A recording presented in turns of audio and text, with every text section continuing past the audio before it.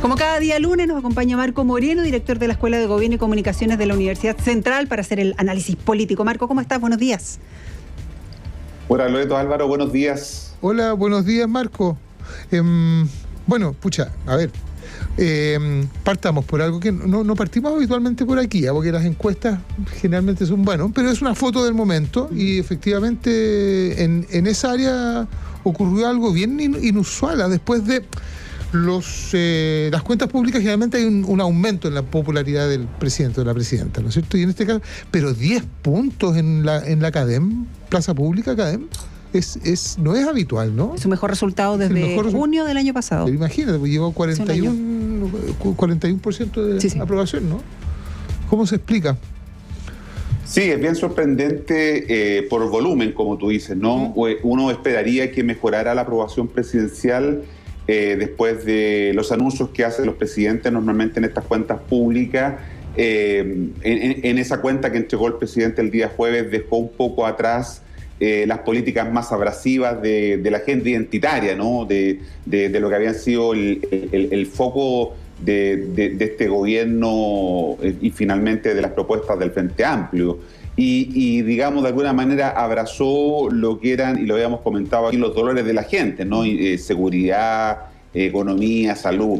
Probablemente eso ayuda en la evaluación de los ciudadanos, que seguramente no vieron la cuenta completa porque fueron más de 3 horas, pero sí captaron las principales medidas de los anuncios presidenciales. Ahora, eso efectivamente sorprende que haya sido 10 puntos, como dice Loreto, es su mejor resultado, pero además es mejor que el que tuvo comparativamente Michelle Bachelet en su segundo mandato y Sebastián Piñera en su segundo mandato en el mismo periodo de tiempo, es decir, 15 meses después, ¿no es cierto?, y en su segunda cuenta pública. Entonces, eso también es bien sorprendente porque efectivamente tiene un mejor resultado y un mejor desempeño que los dos expresidentes medidos en el mismo periodo de tiempo, ¿no? ¿A qué se debe eso? Insisto, creo que tiene que ver con que deja de lado la agenda identitaria, como digo, de política que de alguna manera distancian a la gente del gobierno y conecta mucho mejor con lo que esperan los ciudadanos que el gobierno haga, ¿no? Que es resolver los problemas, enfrentar los desafíos,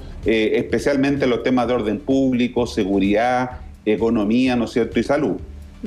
También quizás tenía, mucho que ver en una cuenta pública muy, muy larga, ¿no? Pero que también apelaba, y lo hablamos contigo, Marco, antes, ¿no? De uno de los atributos que más se le reconocen al presidente Boric, que tiene que ver como con la empatía, con esas habilidades quizás más blandas que uno podría definir, ¿no? Y que quedó plasmado también en el discurso con incluso bromas entre medio, risas, que no estaban evidentemente en el texto, pero con algunas... como un relajo, claro, que se notó en ciertos episodios, insisto, en una cuenta muy muy larga, pero incluso para dar espacio a la risa y en el confianza, ¿no? Claro, puede ser confianza, sí, Marco. Claro, cercanía, proximidad son atributos que se le reconocen al presidente Gabriel Boric, y en una cuenta extensa, como dice Loreto, más de 3 horas, donde, insisto, salvo nosotros, creo que muy poca gente la siguió completamente, pero lo que queda de esa cuenta en el balance, en el resumen, son este tipo de cuestiones, ¿no? Los anuncios, por un lado, que vamos a ver si se concretan, ¿no? Porque son promesas que ahora el gobierno tiene la responsabilidad de cumplir lo anunciado, ¿no? Y en segundo lugar, claro, estos quiebres que hizo en una larga cuenta, para algunos pudieron parecer excesivos, que los que son más críticos, ¿no es cierto?, con el estilo presidencial, y para otros significaron, ¿no es cierto?, de alguna manera romper un poco con lo largo de la locución que hizo el presidente, y que forman parte, como decíamos, de su estilo presidencial, ¿no? A uno puede gustarle o no, pues puede pensar que es más o menos republicano, pero de acuerdo a la misma encuesta que estábamos comentando, ¿no? La gente no valora críticamente estas salidas de libreto, podríamos decir, que, insisto, forman parte del estilo presidencial. Sí, Marco, ahora, yendo más al contenido, se ha querido amarrar los anuncios sí o sí, a la reforma tributaria, sobre la cual se insistió y se subrayó la importancia, ahora con un matiz, en diferencia a la que se rechazó casi hace un año atrás, y que tiene que ver con poner sobre la mesa el para qué, vale decir, el objetivo de llevar adelante, de impulsar una reforma tributaria. Y el gallito está desatado. Pero no sé quién gana en ese gallito. O quién, que puede parecer, es lo mismo, quién pierde en ese gallito. Porque por un lado, si no es aprobada la reforma tributaria, le van a echar la culpa a la oposición. ¿No? Sí, aquí hay que ser bien claro y Álvaro seguramente por su experiencia legislativa me puede ayudar. Lo que el gobierno tiene que hacer técnicamente se conoce como un recurso de insistencia, porque recordemos que la reforma tributaria fue rechazada en la Cámara de Diputados y el gobierno va a insistir por la otra Cámara que es el Senado, pero aquí tiene que tener los 2/3 de los parlamentarios, senadores y senadoras presentes, ¿no? Que podrían llegar a ser 33 eventualmente, ¿no?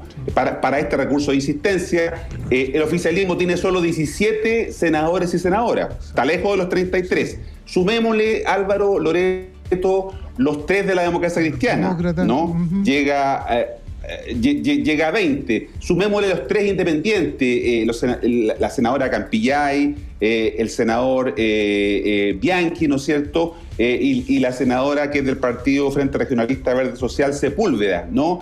Llega todavía a 25, ¿no? Todavía le faltan 8 votos en el Senado para que pase y para que sea aprobado y se devuelva a la Cámara. Lo que pasa es que los senadores tienen que aprobar lo mismo que se rechazó en la Cámara de Diputados. No es que se le pueda hacer modificaciones, se le podrá hacer modificaciones que si se aprueba la idea de legislar y vuelve a pasar a la Cámara de Diputados. Entonces, es un escenario bien difícil. Ayer la ministra vocera en un tuit señaló, no sé si lo vieron ustedes, Álvaro, Loreto, que si esto no avanza, se tendrían que buscar otros caminos, porque tiene razón Álvaro al decir que el gobierno está indexando muchas de las cosas que tiene que hacer a la reforma tributaria, al pacto fiscal, ¿no? Pero entonces la pregunta es, ¿cuáles son esos otros caminos que podrían explorarse si es que fracasa la vía legislativa, ¿no? Entonces, estamos en un escenario bastante de incertidumbre. El gobierno, el presidente en su anuncio dijo que lo iba a ingresar en el mes de julio. Están diciendo que esto se podría adelantar. No están los votos y ese es un escenario complejo para el gobierno. Supongamos que el ministro Elizalde y el ministro Marcel tienen muñeca, ¿no es cierto?, tienen habilidad política, talento político para buscar esos apoyos, pero es un escenario igualmente difícil para poder avanzar en el Congreso. Sí. Marco, ayer el presidente dio una entrevista en Chilevisión Noticias, ¿no? La primera entrevista después de la cuenta pública, en fin, pero inevitablemente tuvieron que partir y destinar bastante tiempo de la entrevista por los dichos de Ángela Vivanco, ¿no? Con respecto al tema de las ISAPRES. ¿Cuánto va a impactar eso? Se está hablando, claro, del rol de la ministra de Salud, del superintendente, en fin, y no hay otro tema a días de la cuenta pública que no sea ese hoy día. Sí, hemos dicho aquí con ustedes que en política cada vez más las cosas no son lo que son, sino lo que parecen, ¿no? Y lo que dijo ayer en una entrevista la vocera de la Corte Suprema, que dijo que actuaba como presidenta subrogante de la tercera sala de la Corte Suprema, parece un atajo, ¿no es cierto?, para la ISAPRE. Así se entiende, ¿no? Sobre todo porque el 16 de marzo, hace 3 meses atrás, ella había dado otra entrevista donde había señalado, y aquí otra vez el abogado Álvaro, ¿no es cierto?, había señalado que había un carácter general, un efecto general del fallo que había emitido la Corte Suprema, pero la entrevista en la tercera del día sábado dice que es solo para los que interpusieron alguna acción judicial, ¿no? Entonces hay una contradicción y por eso que el gobierno, el presidente lo dijo anoche en esta entrevista, va a recurrir a la Corte Suprema para que aclare el alcance que tiene esta resolución. Esta es una discusión técnica que los auditores, ¿no es cierto?, que nos están escuchando probablemente no logren entender y tampoco nosotros logramos entender a cabalidad si es para todos, si es para los que reclamaron. Esto comienza a enredarse y a complicar la tramitación, ¿no es cierto?, de esta resolución de la Corte Suprema, que entre otras cosas, lo único que tiene cierto es que nunca se planteó que hubiera una ley, ¿no? El fallo de la tercera sala de la Corte Suprema no habla de que tenga que implementarse una ley en ninguna parte, y eso entonces también es algo que nos llama a la duda respecto a todo lo que está pasando con este tema. Hay comisión ahí de salud en el Senado, van a ir a hablar varios representantes de las ISAPRES, el superintendente, en fin, vamos a estar con eso también, con todas las reacciones. Marco Moreno, director de la Escuela de Gobierno y Comunicaciones de la Universidad Central, muchas gracias por haber estado con nosotros, Marco. Buena semana. Chao, buen día. Abrazo, Marco, buena semana. Sí.